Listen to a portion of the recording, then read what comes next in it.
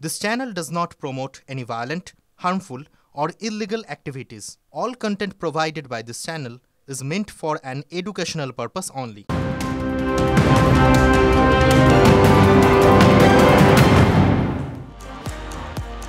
নমস্কার, দেখছেন টিভি9 বাংলা বেঙ্গল ব্রেকিং নিয়ে আপনাদের সঙ্গে আমি অনির্বাণ আর আমার সঙ্গে শুভজিৎ। অনির্বাণ, নিশ্চয়ই গানটা তুমি শুনেছো, গোপনও কথাটি রবে না গোপনে। এবার প্রশ্ন উঠতেই পারে যে খবরে আমরা যারা খবর নিয়ে চর্চা করি, সংবাদ মাধ্যমের উপর হঠাৎ করে এই সময় কেন কথাটা বলছি?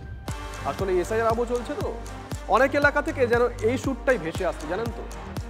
বাংলাদেশ থেকে এসে নিশ্চিন্তে ছিলেন, চুপি চুপি ভারতের পরিচয়পত্র তৈরি করে ফেলেছেন, কিন্তু স্যারের প্রশ্নের সামনে চুপ কথা আর চুপ থাকছে কোথায়?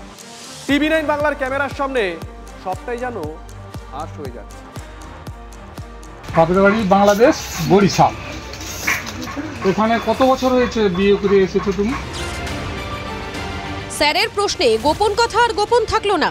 ভারতীয় পাসপোর্ট, আধার, ভোটার হাতে দাঁড়িয়ে থাকা কাজল কর আসলে বাংলাদেশের নাগরিক। 2002 সালের ভোটার লিস্টে নাম নেই। সেই সূত্র ধরেই বাংলাদেশি নাগরিকের পর্দা ফাঁস করলেন বিএলও নিজেই। 1998 অনেক আগে আসছে। যোগাযোগ কিভাবে হলো? আজ আর তথ্য গোপন করেননি কাজল কর, এতদিনে সবটা জানালেন। 1998 সালে 15 বছর বয়সে বাংলাদেশ থেকে পালিয়ে আসেন সুন্দরবনে।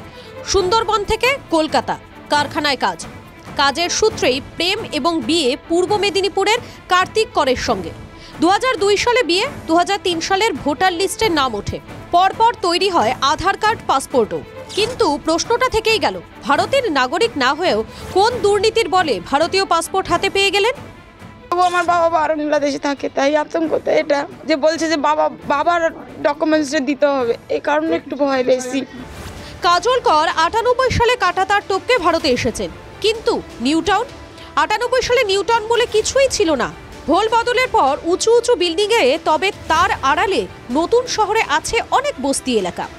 অভিযোগ মূলত বাংলাদেশিরা অবৈধভাবে এসে বাস করেন এই বস্তিগুলোতে। স্যারের ক্লাস শুরু হতেই ঝুপড়ি ফাঁকা হতে শুরু করেছে। বাংলাদেশ থেকে আসছিল, বাংলাদেশে চলে গেছে। কতজন এরকম এলাকা? এরা বহুত লোক এখানে, ধরেন না পুরোটাই ফাঁকা। কোন বাড়িটা? এটা পুরোটাই ফাঁকা, এখানে একটা কোনো লোক নেই। 15 ঘরের থেকে এখন বর্তমান 6-7 ঘর আছে, আর বাকি ঘর সব চলে গেছে। এটা তালামারা? কেন চলে গেছে, ভয়ে চলে গেছে। কবে আসবে বলেছে? না। এই বস্তি এলাকার বাংলাদেশিরা মূলত বাড়ি বাড়ি ময়লা সংগ্রহ, রিক্সা চালকের কাজ করেন নিউ টাউন ও রাজারহাট এলাকায়। স্থানীয় নেতাদের মদতেই ভোটার কার্ড করেছেন, ভোটও দিয়েছেন। ভোট দিতে গেছিল, এবারে চলে গেল কেন? চলে গেল ওই যে তোমার হলো যে 2002 সালের ডকুমেন্টস দেখাতে না পারলে।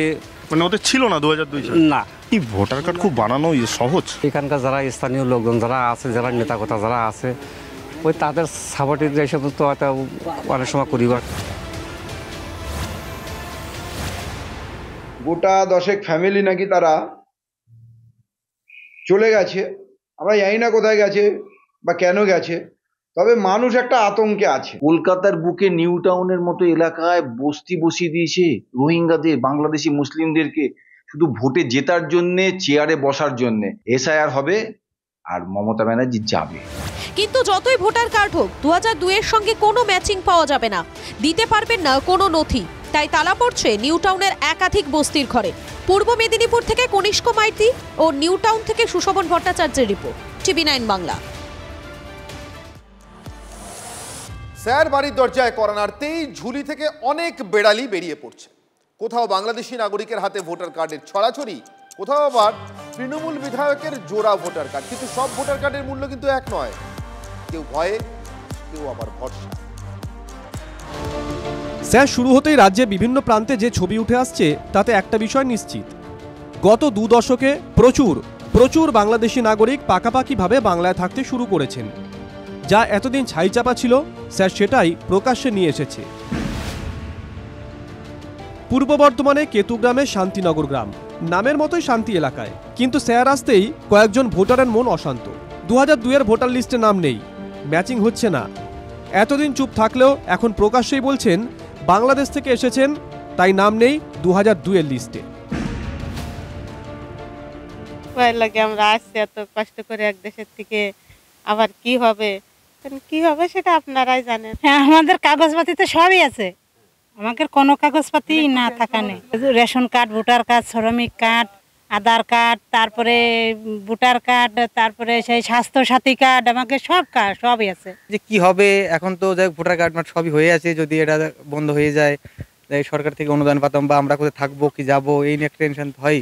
বাংলাদেশ থেকে ভারতে এসছি, সরকার জন্য আমাদের যেভাবে এসছি আমাদের জন্য গ্রহণ করে নেয়, আমাদের জন্য নাগরিকত্ব দেয়। অঞ্জলি, জয়ন্তী, সুখদেবদের বিশেষ চিন্তার কিছু নেই, কারণ সিএএ অনুযায়ী তাদের ভারতীয় নাগরিক হওয়া খুব সহজ, আর সেটাকেই হাতিয়ার করে এবার এই পরিবারগুলোর পাশে দাঁড়াতে চাইছে বিজেপি। বাংলাদেশ থেকে যে সমস্ত হিন্দু ভোটাররা ভারতবর্ষে এসছেন, যাদের 2002 সালে ভোটার লিস্টে নাম নেই বা বাবার নাম নেই, তাদের ভয় পাওয়ার কোনো কারণ নেই। তাদেরকে সিএ ফর্ম ফিল আপ করে ভোটার লিস্টে নাম নথিভুক্ত করা যাবে। প্রশ্ন, এতদিন কেন তারা সিএতে আবেদন করলেন না, আর বাংলাদেশ থেকে ভারতে এসে ভারতীয় পরিচয়পত্রই বা এত সহজে পেয়ে গেলেন কিভাবে, কার হাত ধরে? কাসুন্দি আপাতত কেউই ঘাটছেন না, কিন্তু স্থানীয় তৃণমূল নেতা বেজায় রবেই বলছেন নথি না থাকলে তারা তৈরি করে দেবেন। ডকুমেন্টস, যে সমস্ত ডকুমেন্ট 13টা যে ডকুমেন্টস আছে সেই মধ্যে ডকুমেন্টস আমরা টেস্ট করব, যেটা বিজেপি মনে করছে যে অনলাইনভাবে এই নামগুলো বাদ দেবো, আমরা কিন্তু এরকম একটা নামও বাদ দিতে দেবো। নথি তৈরি হয়ে যাবে, কিন্তু সেই নথি ভবিষ্যতে আবার নতুন কোনো বিপদ রেখে আনবে না তো? যারা নিজেরাই স্বীকার করেছেন তারা বাংলাদেশ থেকে এসেছেন, তারা কেন সিএএ অনুযায়ী পাকাপাকিভাবে ভারতের নাগরিক হয়ে ওঠার চেষ্টা করছেন না? এই ভয় ও আতঙ্ক কি নিজেদের ডেকে আনা নয়? কেতুগ্রাম ব্লক তৃণমূল সভাপতি সব নথি তৈরি করে দেবেন কিভাবে? তার সঙ্গে কি জামুরিয়া তৃণমূল বিধায়কের যোগাযোগ আছে? কারণ এই শাসক বিধায়কের একটি নয়, দুটি ভোটার কার্ড, একটি বাংলার আরেকটি উত্তরপ্রদেশের। এমনই অভিযোগ করেছেন কেন্দ্রীয় মন্ত্রী সুকান্ত মজুমদার। হরিরাম সিংজির দোষ নয়, আসলে এটা তৃণমূল পার্টির দোষ। এমন একটি পার্টি যার কোনো নীতি নেই, যার কোনো আদর্শ নেই, সারের গুঁতোতে তারা কুপোকাত হবে। এমএলএ সাহেব যদিও বল ঠেলে দিয়েছে কমিশনের কোর্টে। এখন কিছু বলতে পারবো না, ইলেকশন কমিশন ইনকোয়ারি করুক, যে হবে ওটা। এই ইলেকশন যে কমপ্লেন করেছে ইলেকশন কমিশন ইনকোয়ারি করবে। কারো কাছে ভোটার কার্ড থেকেও তার কোনো মূল্য নেই, আবার কারো কাছে দুটো এপিক কার্ড। স্যারের ক্লাসে চমকের কিন্তু কোনো অভাব নেই। কৌশিক দত্ত ও চন্দ্রশেখর চট্টোপাধ্যায়ের রিপোর্ট, TV9 বাংলা। শেক্সপিয়ার বাংলার ভোটার ছিলেন না, থাকলে কখনো লিখতেন না নামে কি এসে যায়। বাংলার ভোটাররা জানেন নামেই এসে যায়, ভোটার তালিকায় ওই নামটাই আসল। প্রথমে নাম থাকতে হবে, তারপর সেই নাম যে বৈধ তা প্রমাণ করতে হবে। এইসব চিন্তা কম বেশি বাংলার আমজনতা করছে, কিন্তু যারা নেতা মানুষ চিন্তা তাদেরও করছে। বারুইপুরের তৃণমূল কাউন্সিলর যেমন ভোটার তালিকায় নিজের নামটা নাকি খুঁজেই পাচ্ছিলেন না। কে খুঁজে দিল জানেন? জাত শত্রু সিপিএম আর বিজেপি। সাধারণ মানুষের সমস্যা দেখতে গিয়েই দেখি আমার যখন নিজের নামটা দেখতে খুঁজছি তখন আমার নিজের নামটাই গেল রব তুলেছিলেন তৃণমূল কাউন্সিলর। 2002-এর ভোটার তালিকায় নাকি নামই নেই। নাম খুঁজতে কি এবার ফেলুদাকে ডাকতে হবে নাকি? 7-5 ভাবতে ভাবতে রহস্য ভেদ করে ফেলেছে সিপিএম বিজেপি। এই দেখুন 35 নম্বর পার্টের 655 কমিটি নাম্বার, নিজেরাও বিভ্রান্ত, মানুষকে বিভ্রান্ত করে দিচ্ছে। বারুইপুর পুরসভার 13 নম্বর ওয়ার্ডের তৃণমূল কাউন্সিলর তাপস ভদ্র। দেখে জটায়ুর কথা মনে পড়ছে না? যাই হোক, এসআইআর এর প্রক্রিয়া শুরু হতে না হতেই 2002-এর ভোটার তালিকায় নাম খুঁজে পাচ্ছেন না বলে বিজেপিকে দুষতে শুরু করেছিলেন তাপস। রাজনৈতিক চক্রান্ত এই করেই কেন্দ্রীয় সরকার সাধারণ মানুষের যেমন নাম বাতিল করে ভোটার লিস্টে কারচুপি করার চেষ্টা করছে, জনপ্রতিনিধিদের ক্ষেত্রে সেই একই জিনিস হচ্ছে। দিন দুই যেতে না যেতেই তাপস ভদ্রের নাম কিন্তু খুঁজে বের করেছেন বিরোধী নেতারা। তারাই দেখিয়ে দিলেন 2002-এ 104 নম্বর বারুইপুর বিধানসভার 35 নম্বর পার্টে 655 নম্বরে আছে তাপস ভদ্রের নাম। পোর্টালে নির্বাচন কমিশনের ওয়েবসাইটে 2002 সালের এই অংশ নাম্বার 35-এ 655 জল করছে নাম ওনার। তাহলে মিথ্যাচার করলেন, নাহলে উনি দেখতে পাননি, মানুষকে বিভ্রান্ত করছেন। ঠিকমতো ভোটার তালিকা না খুঁজে কেন শুধু বিজেপিকে দোষ দেওয়া বলুন তো? এ নিয়ে ভারী চটেছেন বিজেপি নেতারা। 655 নম্বর সিরিয়ালে তাপস ভদ্র, পিতা শ্যামসুন্দর ভদ্র, এপিক নাম্বার লেখা, অংশ 35। তৃণমূল কংগ্রেসের এই যে নতুন দুর্নীতি, সন্ত্রাসের বাতাবরণ তৈরি করে দেওয়া, এটা হচ্ছে তৃণমূল কংগ্রেসের কাজ। একটা চক্রান্ত চলছে 2026-এর বিধানসভা নির্বাচনকে কেন্দ্র করে। আমি জানি না বিজেপি সিপিএম এর লোকদের হাতে কি জাদুকাঠি আছে যে তারা রাতারাতি নামটা খুঁজে পেয়ে গেল। তবে এরকম একটা নয়, বহু ব্যক্তির নামই উধাও হয়ে গেছে। 2002 এর ভোটার তালিকায় নাম তো খুঁজে পাওয়া গেল, কিন্তু রহস্যভেদের পরে তাপস ভদ্র আর সামনে আসেননি, একেবারে ভ্যানিশ। জরুরি হলেও প্রতিক্রিয়া পাওয়া যায়নি তৃণমূল কাউন্সিলরের। তবে আমাদের চেষ্টা চলবে যদি তাকে খুঁজে পাওয়া যায়। অভিজ্ঞান নস্করের রিপোর্ট, TV9 বাংলা। দেখুন, এই এসআইআর এর সব থেকে চর্চার যে চরিত্রটি সেটি হচ্ছে বিএলও। বিএলওদের কাজ সর্বক্ষণের কাজ আরেকবার স্পষ্ট করে দিয়েছে নির্বাচন কমিশন। কমিশনের বিজ্ঞপ্তি বিএলওদের কাছে পাঠাচ্ছেন জেলা শাসকরা। এখন প্রশ্ন হচ্ছে, বিএলওর দায়িত্ব পালন করতে গিয়ে শিক্ষা শিখে উঠছে না তো? বহু স্কুল রয়েছে যেখানে শিক্ষকরা সমীক্ষার কাজে বেরোনোয় ক্লাস ডকে উঠেছে। স্কুলের একমাত্র শিক্ষক বিএলওর কাজে ব্যস্ত। বন্ধ স্কুল, লাটে পড়াশোনা। পুরুলিয়া তুলিন বালিকা প্রাথমিক বিদ্যালয়ের একমাত্র প্রধান শিক্ষক রোহিত কুমার সাউ, তিনিও আবার বাগমুন্ডি বিধানসভার 30 নম্বর বুথের বিএলও। আপাতত এসআইআর এর কাজে ব্যস্ত, তাই স্কুলে এসেও ফিরতে হচ্ছে পড়ুয়াদের। আমাদের ছেলেপুলে ভবিষ্যতের জন্যই তো স্কুলে পাঠায়। যদি মাস্টারে মশাই না আসে তাহলে কি করে স্কুলে? যদি একটা দুটো মাস্টার মশাই ব্যবস্থা হয়ে যায় তাহলে ভালো হবে। আমি একমাত্র প্রধান শিক্ষক। আমি শিক্ষা দপ্তর, Jhalda BDO office, SDO sir, BDO sir সবাই ছিলেন। ওনারা বললেন যে সিঙ্গেল টিচারদের করতে বাধ্যই হবে, কেন নির্বাচনের কাজ বটে, করতেই হবে। আর স্কুলের ব্যাপারটা বলছে আমরা দেখছি, জানাবো কিভাবে স্কুলটা করানো যায়। একই ছবি চৌপাত প্রাথমিক বিদ্যালয়।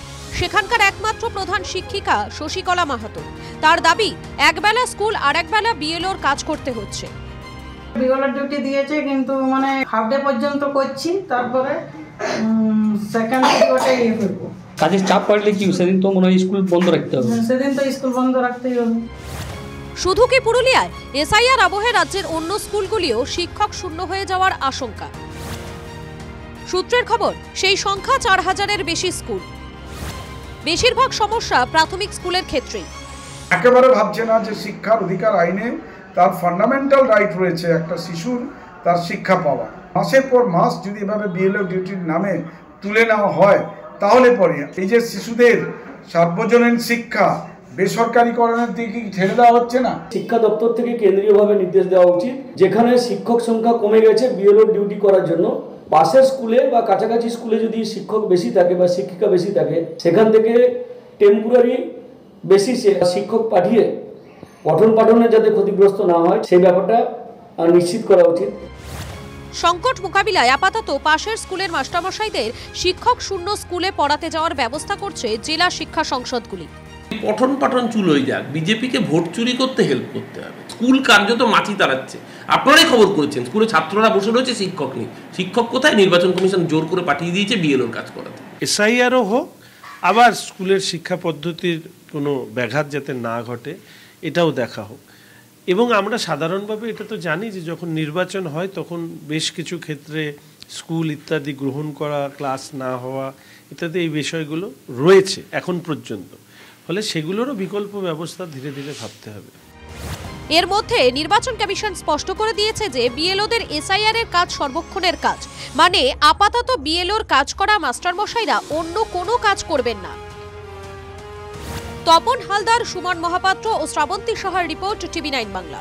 শুভজিৎ, আতঙ্ক, সেই আতঙ্কে আমরা একটু আগেই বলছিলাম যে তোমার আমার জানা পরিবেশ, আশপাশ থেকে মানুষ পালিয়ে যাচ্ছেন, বাংলাদেশে চলে যাচ্ছেন, সীমান্ত পেরিয়ে যাচ্ছেন। কিন্তু এদেশেরই কোনো এক মানুষ যদি আরেক মানুষকে, নিজের অত্যন্ত কাছের কাউকে নিজের দেশ পার করে দিতে চান, কোন আতঙ্ক ছাড়া? তুমি যে খবরটা বলছো আজকের নিঃসন্দেহে স্পর্শকাতর খবর।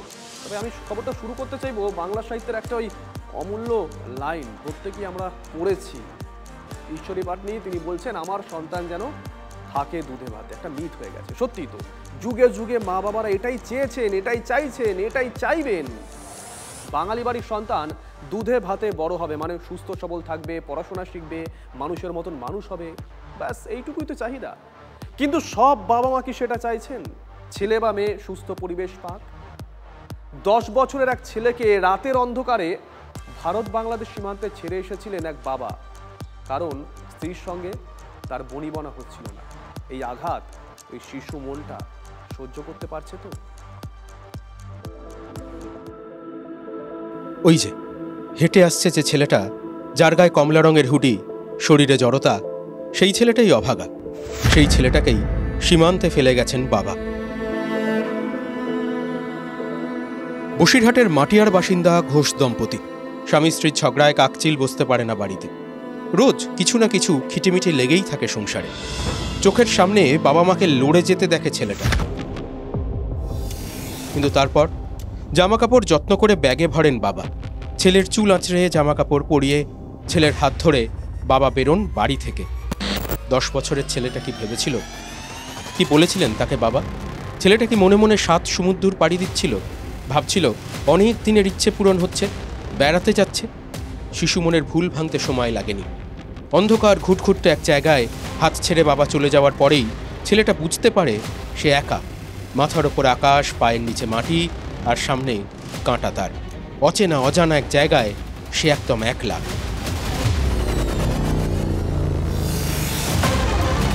10 বছরের ছেলেটাকে ফেলে যান বাবা। ফেলে যান বসিরহাটের প্রসন্নকাঠি সীমান্তে। ভারত বাংলাদেশ সীমান্তের খুব কাছে। কাঁদতে থাকে ছেলে। কান্নার আওয়াজ পেয়ে ছুটে আসেন প্রসন্নকাঠির মানুষ। তারপর ছেলেটাকে পুলিশের হাতে তুলে দেয় প্রসন্নকাঠি। বাচ্চার কাছ থেকে কথা বলে শুনতে পাই যে তাদের বাবা মার মধ্যে সম্পর্কের একটা ভাঙন ঘটেছে এবং বাচ্চাটা তাদের কাছে বোঝা হয়ে গেছে এবং সেই জন্য বাচ্চার প্রতি তাদের অবহেলা। এরপর পুলিশ ঘরের ছেলেকে ঘরে ফেরানোর চেষ্টা করছে, সেটাই স্বাভাবিক। কিন্তু তারপর কোন মুখে কোলের ছেলেকে কোলে তুলবেন বাপমা? তাকাতে পারবেন চোখের দিকে? অক্টোবর 2025 কিছু নির্দেশ দেয় কলকাতা হাইকোর্ট। যেসব স্বামী স্ত্রী দাম্পত্য কলহে সন্তানকে অবহেলা করেন সেই সব দম্পতিকে সতর্ক করে কলকাতা হাইকোর্ট। আদালত বলে দেয় আগে সন্তানের ভবিষ্যৎ, পরে ডিভোর্স। তারপরেও প্রভাগা বোঝাচ্ছে বাপমায়েরা কখনো কখনো বোধহয় পাষাণও হন। খুব বেশি দিন আগের কথা নয়, গত আগস্ট মাসে খবরের হেডলাইন হয় এক শিশুর মর্মান্তিক পরিণতি। খবরের কাগজ লেখে ঝগড়ায় ব্যস্ত বাবা মা, বাড়ির সকলের অলক্ষ্যে পুকুরে ডুবে মারা গেল 4 বছরের শিশু। কি হয়েছিল? মেদিনীপুরের এক দম্পতি রোজকার মতো ঝগড়া করছিলেন। খেয়াল করেননি বাবা মাকে ঝগড়া করতে দেখে কুঁকড়ে যাচ্ছে মেয়ে। 4 বছরের ছোট্ট মেয়েটা বাবা মার অলক্ষ্যে বাড়ির বাইরে যায়। ছোট্ট ছোট্ট পায়ে গুটি গুটি পৌঁছয় বাড়ির পাশের পুকুর ঘাটে। তারপর কখন কিভাবে যেন পুকুরে পড়ে যায় 4 বছরের মেয়েটা। যখন বাবা মায়ের টনক নড়ে তখন মেয়েটাকে কেড়ে নিয়েছে মৃত্যু। মেদিনীপুরের পর বসিরহাট। বাবা মায়ের ঝগড়া শিকার আরও এক শৈশব। অভাগা ছেলেটা ফ্যাল ফ্যাল করে তাই তাকিয়ে থাকে। ভবিষ্যৎ আন্দাজ করতে পারে কি? দীপঙ্কর দাসের রিপোর্ট, TV9 বাংলা। যারা ফুটবল ভক্ত, খেলা দেখেন, তারা জানেন ইতালির ডিফেন্স পৃথিবীর বিখ্যাত। মাছি গলবার সুযোগ দেন না ইতালির ডিফেন্ডার। আপাতত তৃণমূলকে দেখে নাকি মনে হচ্ছে তারাও ইতালির ডিফেন্সে খেলা লোকজন। বিয়েরোরা যেখানে যাচ্ছেন ছায়ার মতো অনুসরণ করছেন তৃণমূল কর্মীরা, অনেকটা সেই বিখ্যাত বিজ্ঞাপনের মতো, wherever you go, our network follows।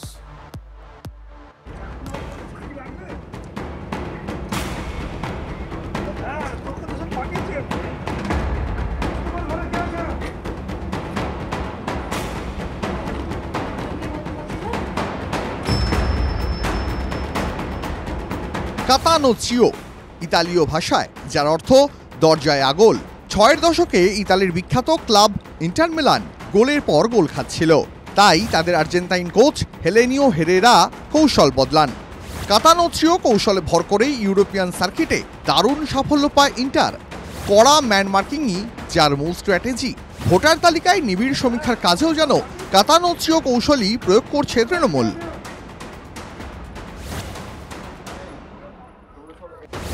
হুগলির খানাকুলের মারোখানা পঞ্চায়েত এলাকার 292 নম্বর বুথের ছবি এটা, সোশ্যাল মিডিয়ায় ভাইরাল।